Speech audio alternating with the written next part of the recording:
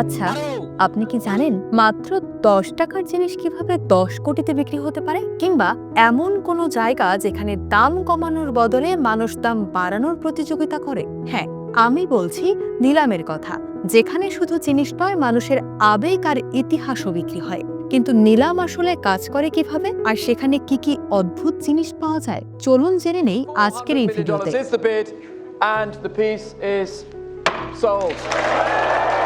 সহজ ভাষায় বলতে গেলে নিলাম হলো কোনো পণ্য বা সম্পদ বিক্রির এমন একটি প্রক্রিয়া যেখানে ক্রেতারা একে অপরের সাথে প্রতিযোগিতার মাধ্যমে দাম হাঁকান। যিনি সবচেয়ে বেশি দাম দিতে রাজি হন, দিন শেষে পণ্যটি তিনিই পান। একে ইংরেজিতে বলা হয় অকশন। ইতিহাসে এর ব্যবহার হাজার বছরের পুরনো। প্রাচীনকালে পণ্য থেকে শুরু করে এমনকি জমি জমাও এই পদ্ধতিতে বিক্রি হতো।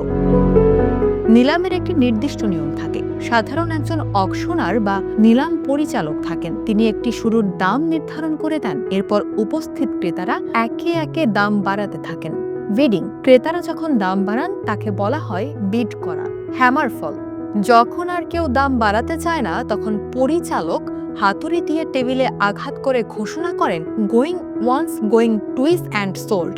এই হাতুড়ির শব্দ নিশ্চিত করে যে মালিকানা পরিবর্তন হয়ে গেছে। অনেকে মনে করেন নিলাম মানেই শুধু পুরনো আসবাবপত্র আর ঘরবাড়ি, কিন্তু আসলে এখানে অভাবনীয় সব জিনিসও বিক্রি হয়। শিল্পকর্ম বা অ্যান্টিক, বিশ্বখ্যাত চিত্রশিল্পী ভ্যান গগ বা পিকাসোর ছবি কোটি কোটি ডলারে নিলামে বিক্রি হয়। এছাড়াও পুরনো আমলের মুদ্রা বা ঐতিহাসিক তলোয়ারের ব্যাপক চাহিদা থাকে। রিয়েল এস্টেট ও গাড়ি, ব্যাংক যখন কোনো সম্পত্তি বাজেয়াপ্ত করে বা বড় কোনো কোম্পানি জমি বিক্রি করে, তখন নিলামই প্রধান মাধ্যম। এমনকি শৌখিন সব গাড়িও নিলামে পাওয়া যায়। স্পোর্টস মেমোরেবিলিয়া, ফুটবলার মেসির জার্সি বা সচিন টেন্ডুলকারের অটোগ্রাফ দেওয়া ব্যাট, এগুলো নিলামে আকাশচুম্বী দামে বিক্রি হয়। ডিজিটাল সম্পদ, বর্তমান যুগে ইন্টারনেটের ছবি বা ভিডিও পর্যন্ত নিলামে বিক্রি হচ্ছে।